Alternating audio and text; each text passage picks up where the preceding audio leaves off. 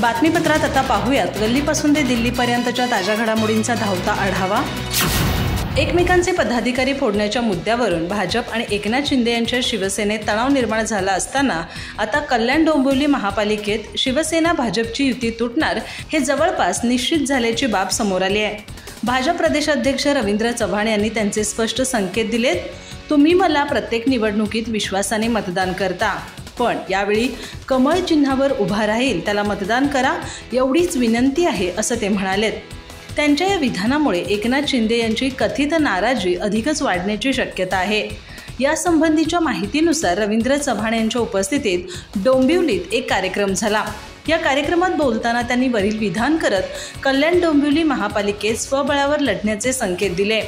यावेळी त्यांनी एकनाथ शिंदे यांच्या नेतृत्वातील सत्ताधारी शिवसेनेला फारकत देऊन स्वतंत्रपणे लढू असं उघडपणे सांगितलं नाही, पण त्यांचा बोलण्याचा रोख त्यांच्याकडेच होता। ते म्हणाले, तुम्ही मला प्रत्येक निवडणुकीत विश्वासाने मतदान करता, फक्त यावेळी एवढीच विनंती आहे की जो कमळ चिन्हावर उभा राहील त्याला मतदान करा। आपली कामं मार्गी लावण्यासाठी कमळ चिन्हावर निवडणूक लढवणाऱ्या उमेदवाराला मतदान करा। केंद्राने राज्यासारखे महापालिकेत भाजपचे प्रशासन आले तर अनेक गोष्टी सहजपणे मार्गी लावता येतील। आपल्याला 100% एका विचाराचे म्हणजेच भाजपचे सरकार जे केंद्र आणि राज्यात आहे तेच इथं आणायचं आहे। भाजपच्या फोडाफोडीला एकनाथ शिंदे कंटाळ्याची चर्चा असतानाच रवींद्र चव्हाण यांनी महायुतीऐवजी कमळाच्या चिन्हावर उभे राहणाऱ्यांना निवडून देण्याचं आवाहन केल्यामुळं त्यांचं हे विधान राज्यातील राजकारणात चर्चेचा केंद्रबिंदू ठरलाय। नगरसेवकाचे काम नगरसेवकांनी करावे ही भावना आपली नेहमी राहील। विकास निधी देणं माझं काम, पण बाकीचे काम नगरसेवकांनी करावे हे अपेक्षित होतं।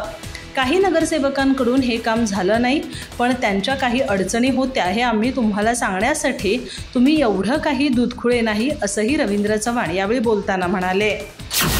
मुंबई महानगरपालिकेच्या आगामी निवडणुकीच्या पार्श्वभूमीवर राजकीय वातावरण अधिकच तापले आहे। मुंबईची प्रारूप मतदार यादी जाहीर झाल्यानंतर त्यावर मोठा वाद निर्माण झाला आहे। काँग्रेसच्या आमदार डॉक्टर ज्योती गायकवाड यांनी या यादीत 11 लाख दुबार मतदार असल्याचा गंभीर आरोप केला आहे। या प्रचंड संख्येतील पुनरावृत्तीमुळे निवडणूक प्रक्रियेचा पारदर्शकपणा धोक्यात येऊ शकतो असा सवाल त्यांनी उपस्थित केला। एवढ्या प्रमाणात दुबार नावे नक्की कोणासाठी ठेवली गेली याचे उत्तर निवडणूक आयोगाने द्यावे अशी मागणीही त्यांनी केली आहे। ज्योती गायकवाड यांनी दिलेल्या आकडेवारीनुसार मुंबईच्या पश्चिम उपनगरात सर्वाधिक दुबार मतदान आढळून आले असून त्यांची संख्या 4,98,597 इतकी आहे। पूर्व उपनगरात 3,29,216 मतदारांची पुनर्नोंदणी तर शहर विभागात 2,73,000 मतदारांची दुबार नोंद झाली आहे। काही ठिकाणी तर एका मतदाराचे नाव 2 पेक्षा जास्त वेळा दिसत असल्याचा दावा त्यांनी केला। स्थानिक निवडणुकांमध्ये काही मतांचे अंतर निर्णायक ठरू शकते। अशा परिस्थितीत लाखो दुबार मतदार असणे ही अत्यंत गंभीर बाब असल्याचे त्यांचे म्हणणे आहे। काँग्रेस या मुद्द्यावर लढण्यासाठी तयार असून न्याय निवडणुका व्हाव्यात यावर त्यांनी भर दिला।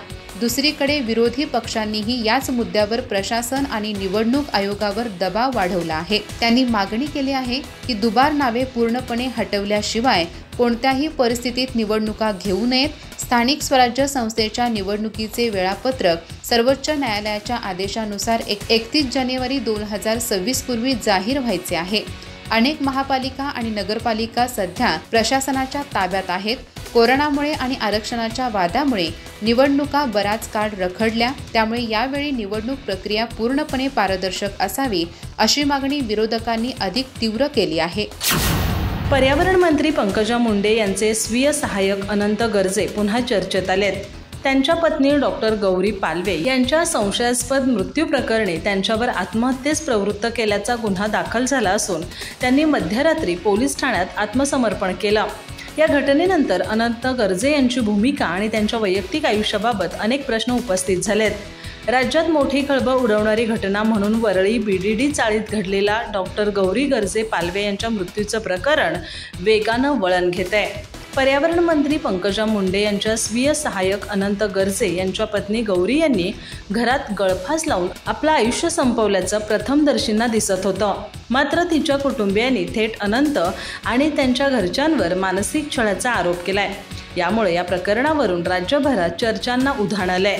अनंत गर्जे यांच्यावर आत्महत्येस प्रवृत्त केल्याप्रकरणी गुन्हा दाखल करण्यात आला असून पोलीस तपास आता अधिक गतीनं सुरू झालाय। घटनाक्रम पाहता मृत्यूपूर्वी पती-पत्नीमध्ये तीव्र वाद झाल्याची माहिती चौकशीत समोर आली आहे। सूत्रांच्या माहितीनुसार दोघांमध्ये कडाक्याचं भांडण झाल्यानंतर अनंत गर्जे हे पंकजा मुंडे यांच्या कार्यक्रमासाठी घरातून बाहेर पडले। ते कोस्टल रोडकडे जात असताना त्यांनी पत्नीला सातत्यानं फोन केला, मात्र ती कॉल न उचलल्यानं संशय निर्माण झाला। अनंत यांनी तात्काळ गाडी परत फिरवून घराकडे धाव घेतली। दरवाजा ठोठावूनही प्रतिसाद न मिळाल्यानं त्यांनी खिडकीतून आत पाहिलं असता गौरी गळफास घेतलेल्या अवस्थेत दिसल्याची माहिती त्यांनी पोलिसांना दिली आहे। या घटनेनंतर अनंत गर्जे यांनी रविवारी रात्री 1 वाजता वरळी पोलीस ठाण्यात आत्मसमर्पण केलं। पोलिसांनी त्यांना तातडीने अटक केली असून पुढील चौकशी सुरू आहे। गौरीच्या कुटुंबियांनी मात्र तिची आत्महत्या नसून हत्या झाल्याचा ठपका ठेवत कठोर तपासाची मागणी केली आहे। अनंत गर्जे यांच्या कथित महिला संबंधामुळे गौरीला मानसिक त्रास होत असल्याचा दावा तिच्या कुटुंबियांनी केलाय। त्यामुळे या प्रकरणात अनेक अंगांनी तपास करणं आवश्यक असल्याची भावना पोलिसांकडून व्यक्त होतीये। ज्येष्ठ अभिनेते धर्मेंद्र यांचे आज प्रदीर्घ आजाराने निधन झाले। ते 89 वर्षाचे होते। त्यांनी मुंबईतील आपल्या राहत्या घरी अखेरचा श्वास घेतला। राष्ट्रवादी काँग्रेस पार्टी, शरदचंद्र पवार पक्षाचे अध्यक्ष शरद पवार, मनसे अध्यक्ष राज ठाकरे, काँग्रेस नेते विजय वडेट्टीवार यांच्यासह अनेक नेत्यांनी धर्मेंद्र यांच्या निधनावर शोक व्यक्त केला आहे। धर्मेंद्र यांच्या रूपाने सिनेसृष्टीत एक अतिशय देखणा, सुदृढ, मोहक हास्य, मर्दानीपणा असणारा पण त्यात कुठेही दांडगाई नसणारा हिरो गमावला, अशी भावना या नेत्यांनी व्यक्त केली आहे। शरद पवार अभिनेते धर्मेंद्र यांना श्रद्धांजली वाहताना म्हणाले, 1960च्या दशकात भारतीय सिनेसृष्टीत पदार्पण करून चित्रपटात सर्वसामान्य माणसाचं प्रतिनिधित्व करणाऱ्या कथानकांमधून उठावदार भूमिका साकारणारे आणि भारतीय प्रेक्षकांची मनं जिंकून सिने जगतात आपली स्वतंत्र ओळख निर्माण करणाऱ्या ज्येष्ठ अभिनेते धर्मेंद्र देओल यांची मृत्यूशी झुंज अखेर अपयशी ठरली। आत्ताच्या तरुणाईला कल्पना नसेल, पण एक पिढी त्यांच्या लकबीची, त्यांच्या केशभूषेची, वेशभूषेची चाहती होती। शोलेमध्ये त्यांनी साकारलेली वीरू आजही घनिष्ठ मैत्रीचं प्रतीक आणि तडफदार नायक म्हणून भारतीय रसिक मनावर अधिराज्य गाजवतो आहे। अनेक वेळा शोलेमधील त्यांचा पाण्याच्या टाकीवरील घुमासदार प्रसंग आजही आमच्या राजकीय क्षेत्रात उत्साही कार्यकर्ते आंदोलन म्हणून अंगीकारतात। धरमवीर, चुपके चुपके, सत्यकाम, अनुपमा, मेरा गाव मेरा देश आणि ड्रीम गर्ल यासारख्या जवळपास 250 सुप्रसिद्ध कलाकृतीत धर्मेंद्र यांनी साकारलेल्या भूमिका कायम स्मरणात राहतील। सिनेसृष्टीच्या धरमपाजींना भावपूर्ण श्रद्धांजली अर्पण करतो व देओल कुटुंबियांप्रती सहवेदना व्यक्त करतो। मुंबईतील आगामी निवडणुकांच्या पार्श्वभूमीवर राजकीय वातावरण अधिक तापायला लागलं असून शिवसेना उद्धव बाळासाहेब ठाकरे पक्षाचे नेते आणि युवासेना प्रमुख आदित्य ठाकरे यांनी भाजपवर थेट हल्ला चढवला। मुंबईत पराभव होण्याची भीती असल्यानं भारतीय जनता पक्ष जाणून बुजून समाजात मतभेद निर्माण करतोय असा गंभीर आरोप त्यांनी केला। मतचोरी, सेटिंग, निवडणूक आयोगात स्वतःची माणसं बसवणं आणि पैशांची उधळपट्टी करूनही मुंबईत विजय मिळणार नाही, म्हणूनच भाजप फुटीचं राजकारण करत आहे असं ते म्हणालेत। हिंदू, मुस्लिम आणि मराठी अमराठी वाद तापवून निवडणूक परिणामांवर परिणाम करण्याचा प्रयत्न सुरू असल्याचं त्यांनी नमूद केलं। पत्रकारांशी बोलताना आदित्य ठाकरे यांनी भाजपचा राजकीय कार्यक्रम उघड करताना म्हटलं की पारदर्शक, स्वच्छ आणि निपक्षपातीपणा निवडणुका झाल्या तर मुंबईत भाजप टिकणं शक्य नाही। जिथं धर्मावर तणाव निर्माण होत नाही तिथं जातीचा मुद्दा पुढे आणतात आणि तेही अपयशी ठरले तर मराठी अमराठी असा वाद पेटवण्याचा खेळ सुरू होतो असा आरोप त्यांनी केला। मुंबईत विविध भाषिक आणि सांस्कृतिक समूह एकत्र राहतात, त्यांच्यात भेद निर्माण करण्याचा प्रकार अतिशय धोकादायक असून लोकांनी या पद्धतीविरुद्ध उभं राहिलं पाहिजे असं त्यांनी सांगितलं। यावेळी आदित्य ठाकरे यांनी प्रारूप मतदार यादीत झालेल्या अनियमिततावरही तिखट प्रतिक्रिया दिली। शहरातील अनेक घरात अवास्तव संख्येने मतदार दाखवले गेले असल्याचं ते म्हणाले। एकेका घरात 10 पेक्षा अधिक नावं, दुकानांमध्ये मतदार आणि अगदी सार्वजनिक शौचालयांच्या पत्त्यावरही मतदार नोंदवणं हा निव्वळ प्रकार नसून मोठा घोटाळाच आहे असं ठाकरे यांनी म्हटलंय। मतदार याद्यांमधील ही विसंगती निवडणुकीवर थेट परिणाम करू शकते, म्हणून तात्काळ चौकशी करून दुरुस्त्या केल्या पाहिजेत असं त्यांनी प्रशासनाकडे मागणी केली आहे। त्यांनी नागरिकांनाही आपापली नावं व्यवस्थित आहेत का याची खात्री करण्याचं आवाहन केलंय।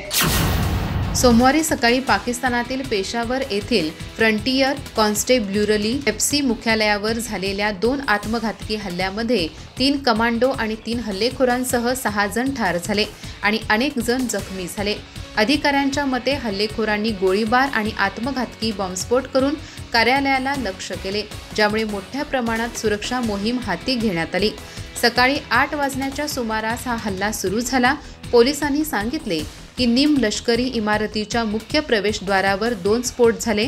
त्यानंतर लगेचच सशस्त्र हल्लेखोर इमारतीत घुसले आणि सुरक्षा कर्मचाऱ्यांवर जोरदार गोळीबार झाला। FC कमांडो आणि पोलिसांनी कॅम्पसमध्ये 3 हल्लेखोरांना ठार मारून प्रत्युत्तर दिले। सूत्रांनी रॉयटर्सला सांगितले की या हल्ल्यात किमान 2 आत्मघातकी हल्लेखोरांचा सहभाग होता। पोलिसांनी सांगितले की मुख्य प्रवेशद्वाराजवळ झालेल्या स्फोटात 3 FC कर्मचारी ठार झाले, तर आत झालेल्या गोळीबारात हल्लेखोर ठार झाले। पेशावरचे कॅपिटल सिटी पोलीस अधिकारी डॉक्टर मिया सईद म्हणाले की संपूर्ण परिसर सील करण्यात आला आहे आणि कोणताही धोका नसल्याचे सुनिश्चित करण्यासाठी शोध मोहीम सुरू आहे।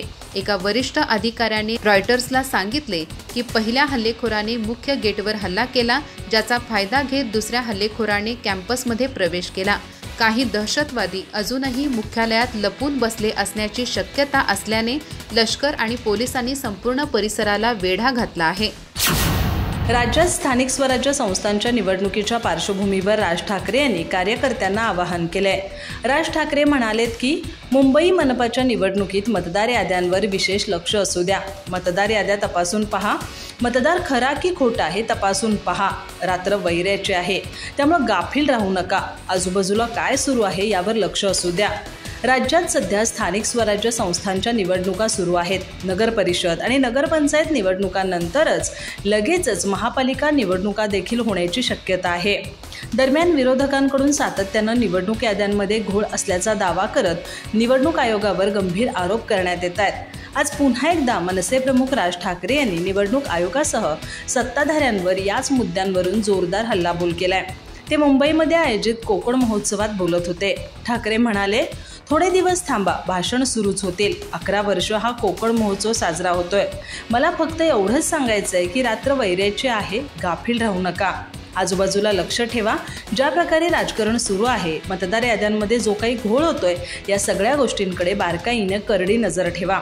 मतदार खरा आहे की खोटा आहे याच्यावरती पण तुमचं लक्ष असणं गरजेचं आहे। ठाकरे पुढे म्हणाले की मराठी माणसासाठी ही येणारी मुंबई महानगरपालिकेची निवडणूक शेवटची निवडणूक असेल असंही ते म्हणाले। जर आपण गाफील राहिलो तर निवडणूक हातातून गेली समजा। थोडे दिवस थांबा, भाषणं सुरूच होतील असंही राज ठाकरे म्हणाले। राज्यात स्थानिक स्वराज्य संस्थांच्या निवडणुकीचा माहोल चांगलाच तापला असून सर्वच पक्षांनी जोरदार प्रचार यात्रा, सभा आणि शक्ती प्रदर्शनाला वेग दिला आहे। अशातच आज महसूल मंत्री चंद्रशेखर बावनकुळे वाशिममध्ये काँग्रेसवर जोरदार निशाणा साधला। निवडणूक प्रचारासाठी मालेगाव शहरात आलेल्या बावनकुळे यांनी काँग्रेसचे नेतृत्व, अंतर्गत भांडण आणि विकासाच्या अजेंड्यावर प्रश्न उपस्थित करत महाविकास आघाडीवरही टीकेची झोड उठवली। आपल्या भाषणात बावनकुळे यांनी असा दावा केला की 2047 पर्यंतही काँग्रेसला केंद्रात किंवा राज्यात सत्ता मिळणार नाही, कारण काँग्रेसकडे विकासाबाबत स्पष्ट योजना नाही आणि जनतेकडून मिळणारा प्रतिसादही खूप कमी होत आहे। महाराष्ट्रातील जनतेने 2024च्या विधानसभा निवडणुकीत भाजप महायुतीला मिळवून दिलेला पाठिंबा याचे स्पष्ट उदाहरण असल्याचे त्यांनी सांगितले। त्यांच्या म्हणण्यानुसार महायुतीला 3,18,00,000 मत मिळाली तर महाविकास आघाडीला 2,18,00,000 मतांवर समाधान मानावे लागले। पुढील 2029 मध्येही महायुतीत सरकार येणार असल्याचा ठाम विश्वास त्यांनी व्यक्त केला। यावेळी काँग्रेसमधील अंतर्गत भांडणावरही त्यांनी जोरदार टीका केली। काँग्रेसमध्ये कुणाचा पाय कुणाच्या पायात बसत नाही अशी टीका करत त्यांनी अनेक नेत्यांची उदाहरणे दिली। विजय वडेट्टीवार, नाना पटोले, सुनील केदार, यशोमती ठाकूर आणि हर्षवर्धन सपकाळ या नेत्यांमध्ये परस्पर संवाद कमी असून निर्णय प्रक्रियेत समन्वयाचा पूर्ण अभाव आहे असे ते म्हणाले। या विसंवादामुळेच काँग्रेस कमजोर होत चालली आहे आणि भविष्यात ही पार्टी किंचित पार्टी म्हणूनच ओळखली जाईल असा दावा त्यांनी केला।